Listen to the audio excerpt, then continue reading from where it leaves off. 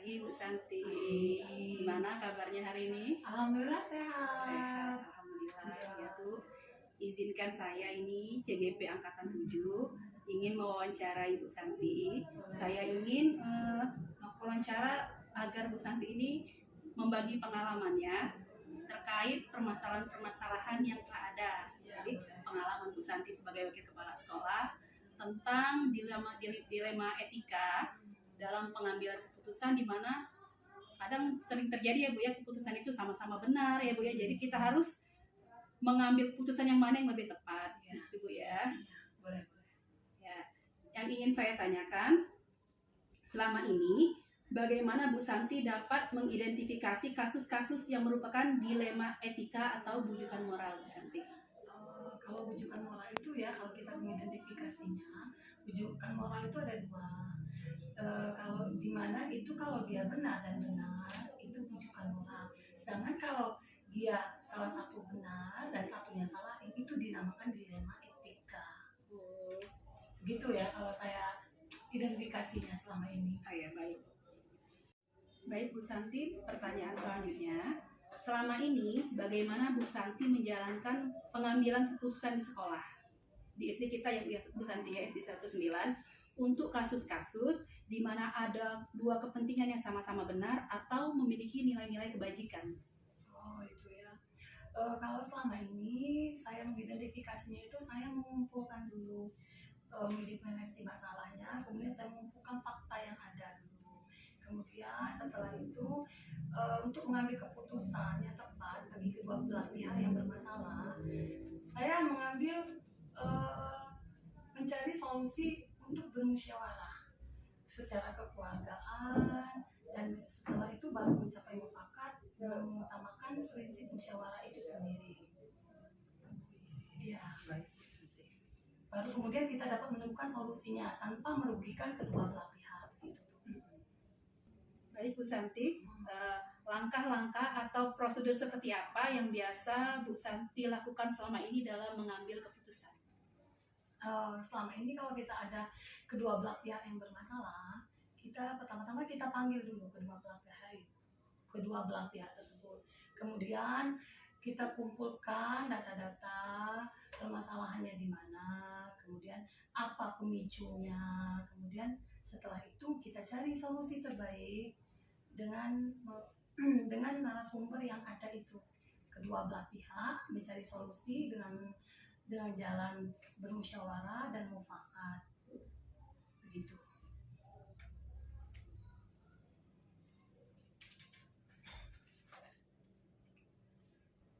Baik Bu Santi, untuk selanjutnya, hal-hal apa saja yang selama ini Bu Santi anggap efektif dalam pengambilan keputusan pada kasus-kasus dilema etika? Ya, kalau kita ada dilema etika, pertama-tama kita melakukan dialog terlebih dahulu dengan kedua belah pihak.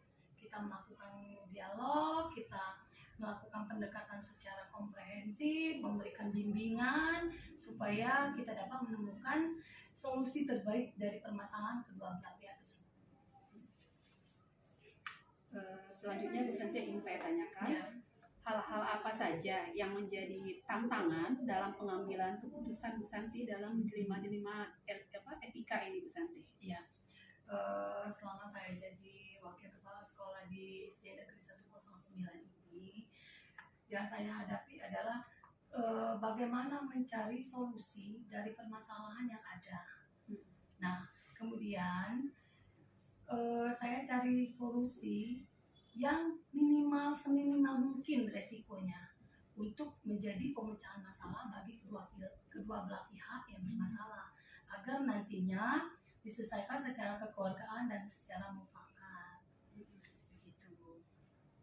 Nah, baik Bu Santi, pertanyaan selanjutnya yang ingin saya tanyakan, apakah Bu Santi memiliki sebuah tata kala atau jadwal tertentu dalam penyelesaian sebuah masalah ya Bu ya? Kemudian apakah Bu Santi itu langsung menyelesaikan di tempat atau memiliki sebuah jadwal tertentu untuk menyelesaikannya? Nah, bentuk atau prosedur seperti apa yang Bu Santi jalankan Bu? Oh begitu.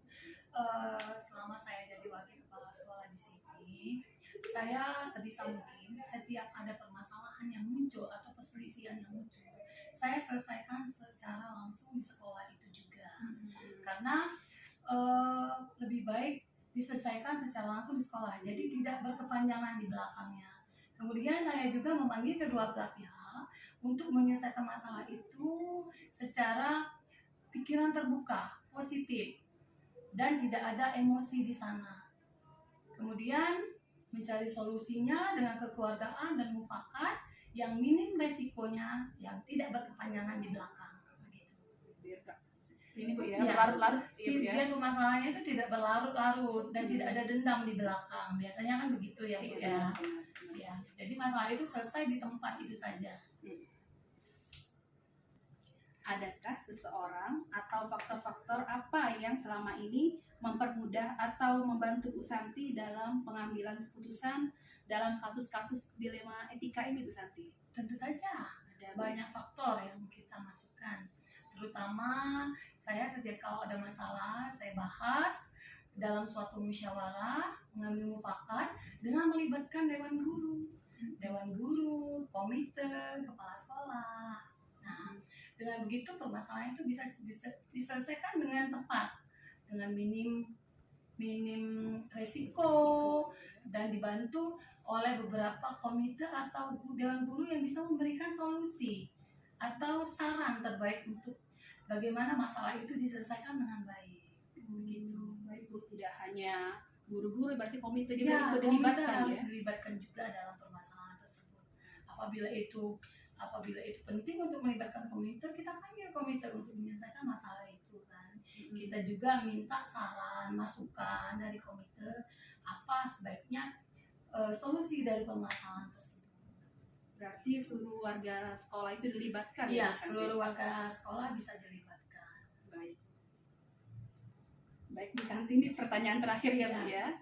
Dari semua hal yang telah Ibu sampaikan tadi, pembelajaran apa yang bisa Ibu petik dari pengalaman Bu Santi dalam mengambil keputusan terkait kasus-kasus dilema etika tadi Bu? Iya. Sebagai salah satu pembantu kepala sekolah di sekolah ini, setiap kali pengambilan keputusan itu kita selalu berdiskusi bersama dengan dewan guru, kepala sekolah, maupun bisa melibatkan komite itu sendiri, di mana dalam musyawarah itu didapatkan hasil dari kesepakatan, yang mana hasil dari kesepakatan itu bisa dipertanggungjawabkan ke depannya tanpa minimum resiko, mencari solusi yang terbaik agar ke depannya bisa diselesaikan dengan hasil yang baik pula. Gitu. Iya. Banyak sekali nih pengetahuan yang saya dapat nih dari Bu Santi nih. Terima kasih atas Ya. waktunya Bu Santi. Sama-sama Bu Hani. Semoga ilmu yang Bu Santi berikan kepada saya ini dapat bermanfaat untuk menambah pengetahuan dan pengalaman saya nanti jika misalnya nanti menjadi pemimpin pembelajaran ya Bu ya, pemimpin sekolah ya Bu ya. Terima kasih Bu. Pemimpin manajemen sekolah juga ya. Oh iya, pemimpin manajemen sekolah ya. Baik Bu Santi, terima kasih banyak atas waktunya. Assalamualaikum warahmatullahi wabarakatuh. Assalamualaikum warahmatullahi wabarakatuh.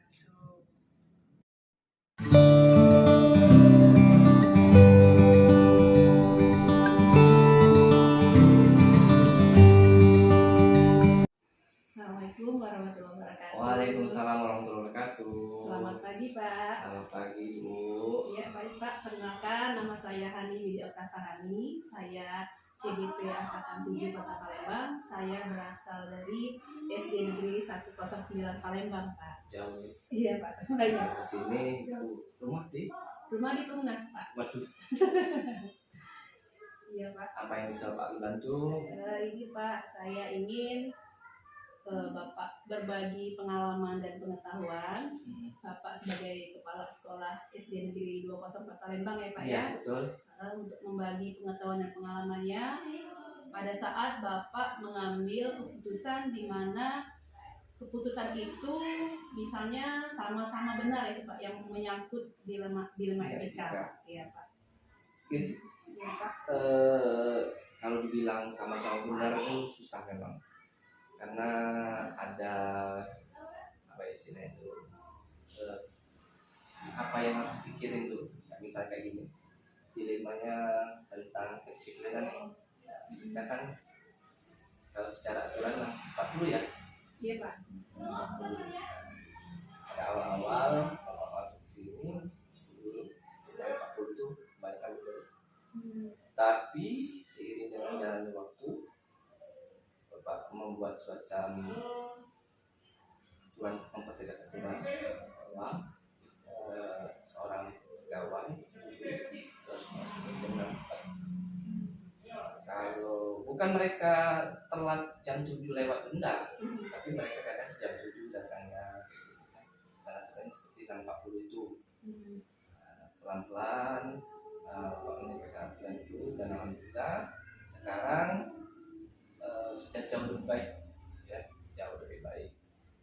Progresnya sungguh luar biasa sekali, karena bukan hanya untuk saya sendiri sih, itu untuk mereka juga. Bukan aturan, bukan Pak Ali yang buat. Aturan itu dibuat oleh pimpinan di atas lebih kita lagi, kepala dinas. Kalau kita tidak mengikuti, artinya kita berkhianat lah. Nanti berarti kita dapat konsekuensinya. Nah, apa yang mereka lakukan selama kemarin-kemarin itu benar sih.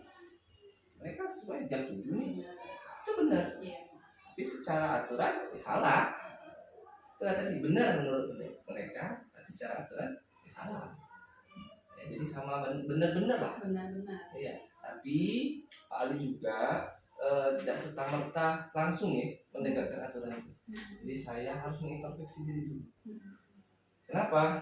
Kita ketika ada mau menegakkan aturan, artinya kita juga di dalam diri kita nih. Kita ini sudah bagus nggak dalam menegakkan aturan itu? Sudah sejalan nggak? Gitu. Jadi saya alhamdulillah, saya langkah pertama yang saya lakukan yaitu tadi, saya lakukan ke diri saya dulu nih. Kalau dulu Bu ya, saya datang ke sekolah jam 6.40 pas. Kalau sekarang karena jaraknya jauh, saya tinggal di KM 9 ke Kertapati, nanti harus setengah 6 saya berangkat sampai sini setengah 7 atau setengah 7 kurang saya datang dan yang siswa segala macam.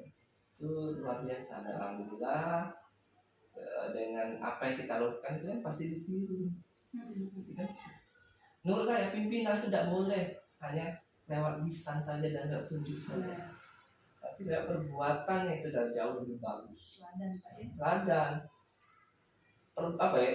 contoh terbaik itu kalau menurut saya itu lewat perbuatan, bukan lewat omongan.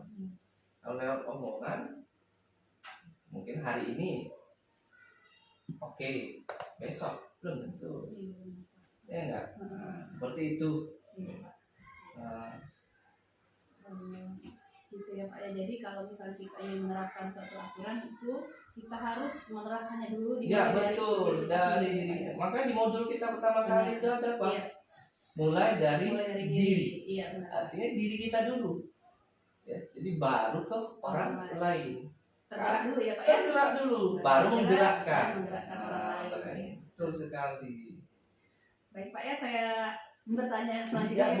boleh silakan, santai aja. Iya Pak, baik Pak. Jadi selama Bapak menjadi kepala sekolah, bagaimana Bapak dapat mengidentifikasi kasus-kasus itu yang berkaitan dengan dilema etika atau berupa bujukan moral Pak?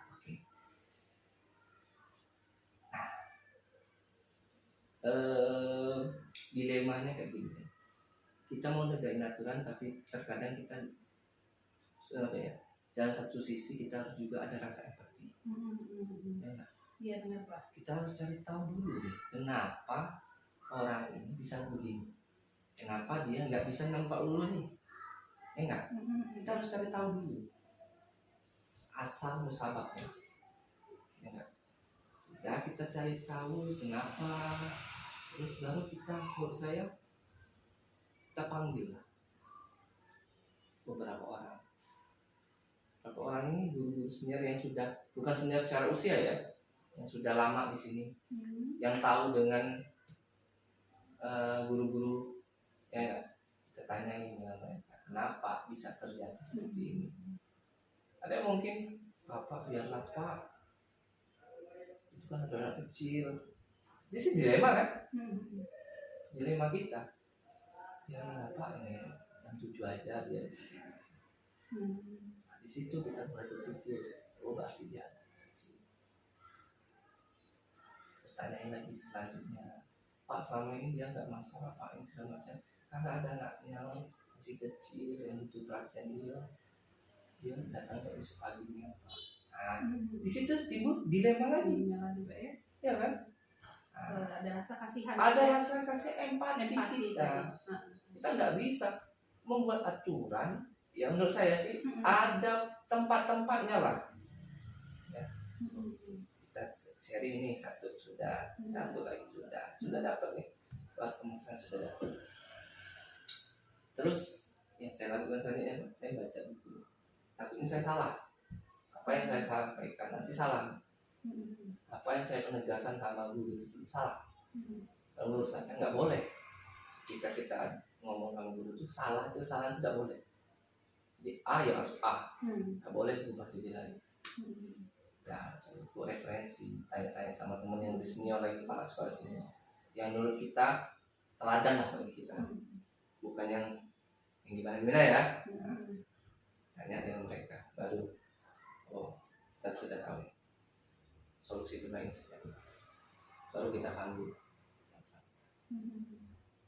Dilema tadi sedikit-sedikit sudah mulai kita temukan solusi. Lalu kita panggil orangnya, kita ngobrol tatap muka, berdua saja, kita cari sharing-sharing sama kayak coaching. Jadi kita coaching dia, cari tahu informasinya itu sama enggak, ya enggak, klop enggak dengan data-data yang telah kita dapat. Klop, wis, kita cari solusi sama-sama. Kalau kita cari solusi sama-sama kan enak. Dia senang, sekolah senang, saya juga senang. Saya merasa dihargai. Dibandingkan kita marah-marah, toh buat gondok di hati, ya kan? Guru tersebut juga oke, Bapak ada, saya ngelakuin nih. Bapak nggak ada, selesai nih. Kayak gitu, saya nggak mau seperti itu. Jadi kita cari solusi terbaik sama-sama. Coaching kan seperti itu. Kalau bisa solusinya dapat dari yang si coaching, bukan dari coachnya. Seperti itu. Dapat solusi terbaiknya. Nah, itulah dilemanya itu bisa langsung tercover dengan apa yang saya lakukan itu tadi. Mungkin di ibu juga mungkin seperti itu juga. Kalau ada anak kecil kan kita dilema bagi kita nih. Aturan 640. Yang anak kita sakit gimana nih 640? Gitu kan. Jadi kalau kita tidak ada komunikasi sama kepala sekolah, kita kesannya tidak disiplin.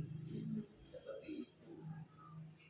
Iya, berarti tadi langkah-langkah yang Bapak ambil tadi tidak serta-merta langsung ketika suatu guru itu tidak disiplin langsung memberikan hukuman Pak ya, tapi memanggilnya kemudian memberikan coaching ya Pak ya, sehingga guru tadi bisa menyelesaikan masalah sendiri ya Pak ya. Dan itu menurut saya lebih dihargai. Benar Pak. Dia akan lebih dihargai. Dia akan merasa, oh artinya pimpinan saya ini perhatian sama saya. Pengen saya lebih baik lagi nih. Kan dibanding kita kayak tadi marah-marah. Iya. Susah. Jadi hal-hal apa saja yang selama ini Bapak anggap efektif dalam pengambilan keputusan pada kasus dilema etika Pak? Maaf, apa tadi? Ulangi. Yang hal-hal apa saja yang Bapak anggap efektif dalam pengambilan keputusan dilema etika? Hal-hal apa saja yang menurut saya efektif ya? Iya Pak. Itu tadi langkah-langkah saya lakukan tadi. Itu menurut saya itu langkah-langkah itulah yang membuat saya itu jauh lebih efektif untuk mencari solusi terbaik dari dilema itu. Kalau di sebenarnya sih banyak sih kita di dilemanya, tapi menurut saya yang tidak menyinggung itu ya itu tadi tentang kedisiplinan. Disiplin Pak ya, Ya. tadi pemanggilan guru dan Iya, juga betul pengawalan, sekali. Pak ya. Nah, ini dalam pada saat Bapak mengambil keputusan ya Pak ya, pada kasus dilema etika, hal apa Pak yang merupakan tantangan bagi Bapak nih Pak? Yang Bapak Mantap alami. nih pertanyaan. Tantangan saya suka. Tantangan pasti semua kita pasti ada. Nah, Tapi tantangan terbesar itu adalah di dalam diri kita. hmm, Di dalam diri kita kalau pengen menegakkan aturan seperti yang saya bilang tadi, kita harus merubah diri kita. Yang selama ini kitanya pas datang ke sekolah ini harus lebih pagi tadi. Kan nggak mungkin lah Bu, kita datang jam 6.40 sudah standby untuk menyambut siswa. Pasti kan harus 6.30, ya kan? Kalau kita jam 6.40 masih menges, masih gitu tuh, masih dalam keadaan belum siap. Tapi kalau kita di 6.30, 6.20 kita sudah hadir, kita sudah siap nyambut siswa. Dan menurut saya ketika kita nyambut siswa, anak-anak tuh merasa, wih perhatian nih guru gue nih, kayak gitu kan pasti ya. Perhatian nih guru saya kepada saya nih, mereka ada hadir dibandingkan selama ini beda banget pasti akan merasakan. Dan alhamdulillah guru kami merasakan itu perbedaannya, anak-anak juga ngerasain, orang tuanya juga akan merasakan, dan itu bisa berdampaknya apa, hal yang positif. Yang selama ini anak-anak sering telat datang, dengan gurunya datang cepat itu mereka akan termotivasi. Guru saya saja datang cepat, kenapa saya harus terlambat? Seperti itu. Ya, memberikan sambutan luar biasa ya Pak ya pada pagi hari ya Pak. Jadi mereka tuh, ih kangen nih guru ngajar di guru ini, kangen nih. Sekarang ini yang susah ini, kita ini menjadi guru yang dikangeni. Itu guru yang dikangenin itu susah. Kalau guru yang ya kayak kita ini kan apa ya, banyak guru siswa nih, semoga aja guru tidak masuk. Nah kita pengen ubah nih, Jam kosong gitu. jam kosong katanya kata murid itu ada jam kosong Pak. Kan sebenarnya tidak ada jam kosong, bisa mereka aja bilang jam kosong seperti itu. Ya jadi tantangan terbesar ya itu harus dalam diri kita untuk merubah sesuatu itu tadi diri kita dulu nih, harus ubah dulu baru mengubah orang lain. Nah, ini saya ketahui selanjutnya nih ya Pak ya. Dalam suatu permasalahan itu atau dilema etika tadi, apakah Bapak ini punya tata kala atau jadwal khusus Pak untuk menyelesaikan suatu permasalahan? Kalau dibilang jadwal khusus nggak ada. Tapi saya itu punya program, paling tidak dalam 1 bulan tuh ada guru yang dibina.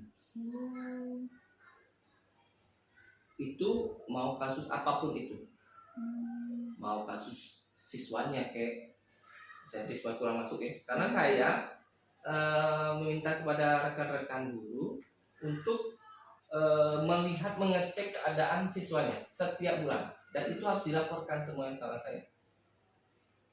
Jadi mereka secara bukannya khusus ya, jadi secara tidak tiap bulan, yang kelas-kelas yang tertentu saja yang akan saya panggil, terutama yang siswanya sering nggak masuk, karena itu kan bisa berdampak bagi sekolah kita. Itu gurunya yang dibina juga kemudian? Iya, saya bina gurunya, saya kasih tahu sebagai seorang wali kelas kita harus seperti apa, langkah-langkahnya seperti apa.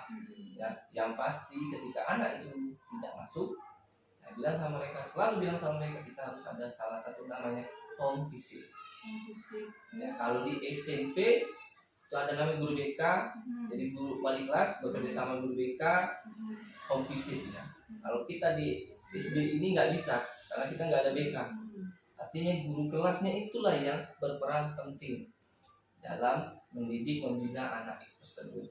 Nah, cara-caranya gimana saya ajarin sama mereka. Jadi kayak gini kan, kita tuh pimpinan tuh jangan bisa ngomong aja. Setidaknya kita harus kasih tahu nih bagaimana caranya. Sama kayak saya bilang supervisi, kalian boleh kayak gini, kayak gini. Nah, solusinya apa? Jangan bilang nggak boleh, kita pandai mengkritik orang, tapi solusi dari kita aja nggak ada. Nggak boleh. Kami itu enggak saya ya. Jadi saya selalu bilang sama mereka, datang ke rumah orang itu, kita nggak boleh marah-marah. Yang pasti satu. Yang kedua, ketika orang tuanya marah, sebisa mungkin kita harus meredam diri kita. Dia lagi di atas, kita harus turun ke bawah. Tidak boleh kita ini pelayan mereka saat ini. Jadi kalau kita ini namanya pelayan, kita harus memberikan maksimal. Ketika mereka sudah sampai titiknya nggak bisa lagi diminta, baru itu urusan ke sekolah, ke kepala sekolah. Benar kan? Jadi itu runtutannya. Ada prosesnya semua. Jadi seperti itu. Hal sederhana loh maksud saya. Kita bina gurunya, habis bina gurunya bina siswanya. Jadi ada rentetannya itu berkelanjutan. Dapat pengalaman berharga nih Pak. Enggak lah, sama-sama belajar. Iya.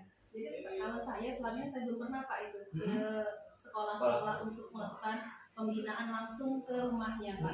Biasanya terkadang hanya lewat WA atau saya panggil orang tuanya saja. Tapi kalau misalnya kita datang ke rumah itu mungkin lebih ke kekeluargaan. Betul, ya betul.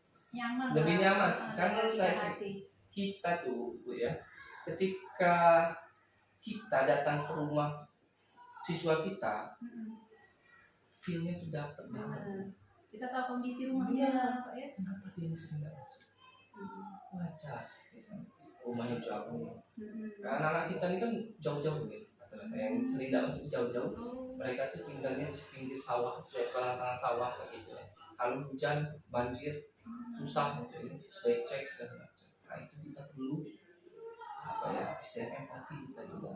Kalau selama ini kita nggak tahu, kalau kita nggak tahu, kita nggak pernah melakukan novis, kita kan nggak pernah tahu kenapa anak itu bisa tidak masuk. Kita selalu maaf ya sekarang kebanyakan dari kita ini suka menjudge langsung tanpa melihat kenapa anak ini seperti itu. Itu tidak boleh. Kita sebenarnya di kampus itu sudah diajarin, psikologi pengajaran itu sudah diajarin kenapa anak ini seperti ini. Tapi karena kesibukan kita satu sama lainnya yang menimbulkan yang kita tahu itu jadi nggak kita tutupin. Bukan saya menyalahkan, enggak, bukan. Kebanyakan ya seperti itu.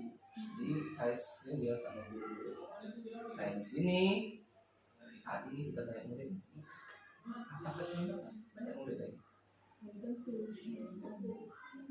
Jadi jangan pernah menganggap sekolah kita banyak. Nanti ujung-ujungnya kalian lulus ASN P3K. Kalau kelas kita kurang, ayo gimana nih? Guru kelasnya kurang dong. Budgetnya diparkir dong. Kalau sertifikasi nggak dibayarin dong. Nah, itu yang kita pikirin. Bukan saat ini yang kita pikirin. Jangka panjangnya.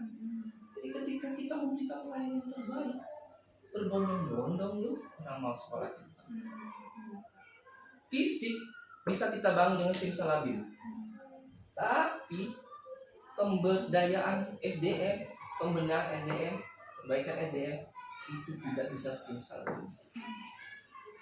Perlu proses. Makanya komitmen dari kepala sekolah itu harus setidaknya SDM-nya dulu. Kalau saya, coba kalian ibu lihat, mungkin sekolah saya tidak terlalu banyak perubahannya dibanding tahun-tahun lalu. Saya ngakui, tapi karena langkah pertama saya datang ke sini bukannya hanya fisik saja, tapi dalamnya saya pengen ubah. Itu menurut saya penting. Maaf, saya bilang sama mereka, ada laki-laki ganteng, tapi hatinya tidak baik. Percuma dong. Maaf ya, dibandingkan dengan laki-laki yang sedang-sedang biasa, tapi hatinya luar biasa. Kita selalu tertutupi oleh yang ganteng, Penampilan dari luar yang ya. bilang dari luar. Saya bilang seperti itu sama mereka, boleh bagus sekolah ini, tahu boleh dikit. Gurunya ini Pak kurang apa sih? Ya banyak juga kan, karena walaupun terlihat sekolahnya bagus kan, Ya. kita belum tahu juga kualitas. Iya, sih. betul sekali. Makanya kita ini semuanya calon-calon pemimpin. Semuanya calon, tinggal kapan waktunya kita. Ya. Kalau kata Allah, kau harus jadi ini, ya nggak bisa lima. Iya. Tapi sebelum kita ke sana, setidaknya kita sudah harus tahu dan sudah punya bekal menghadapi semua keadaan yang ada di sana. Mau muridnya banyak, mau muridnya sedikit, gurunya banyak senior, gurunya banyak junior, nah, kita harus tahu bagaimana caranya ya, mengikat mereka. Jangan pula ikatnya terlalu kencang.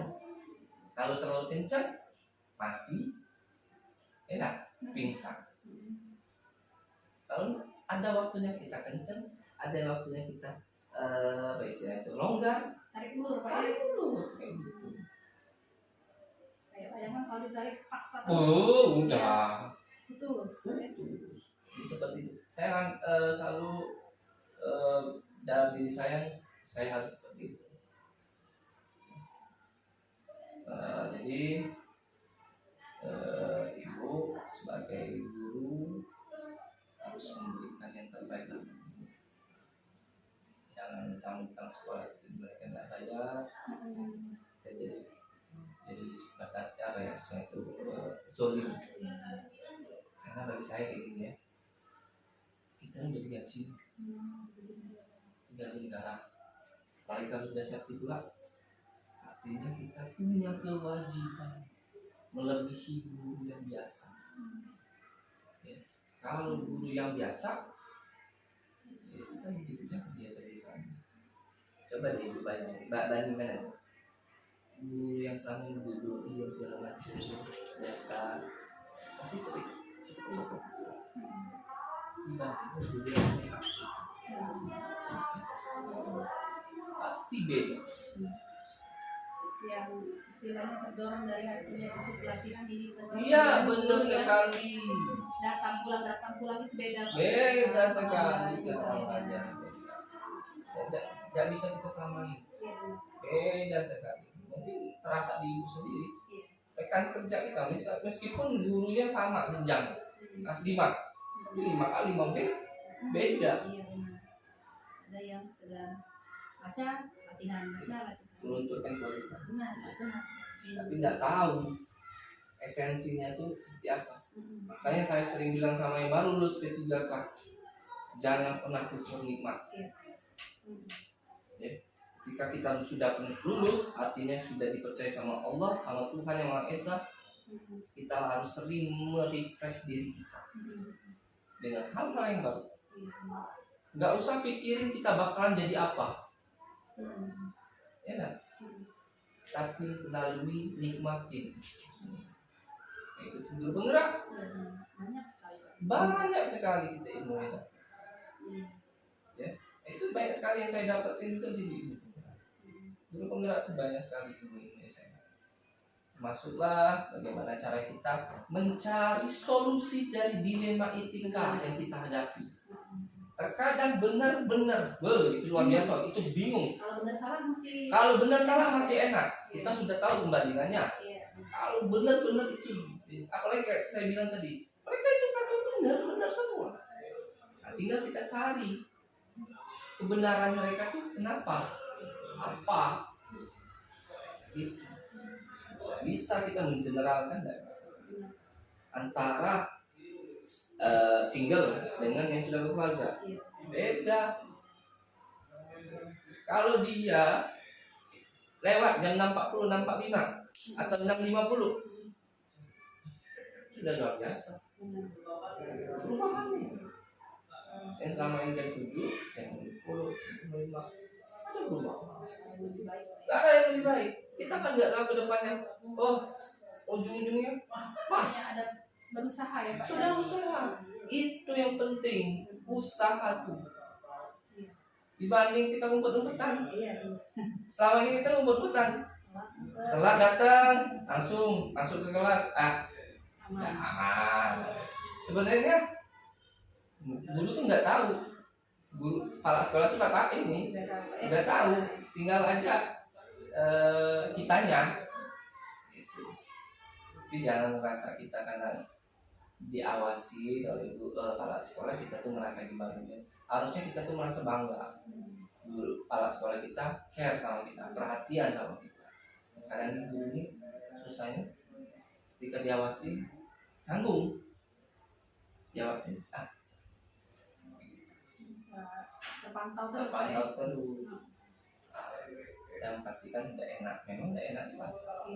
Tapi kan nggak mungkin setiap hari setiap saat. Itu kadang bawaan gitu. Ya kan? Iya. Seperti itu Bu. Nah lagi panjang cerita Pak Ade nih.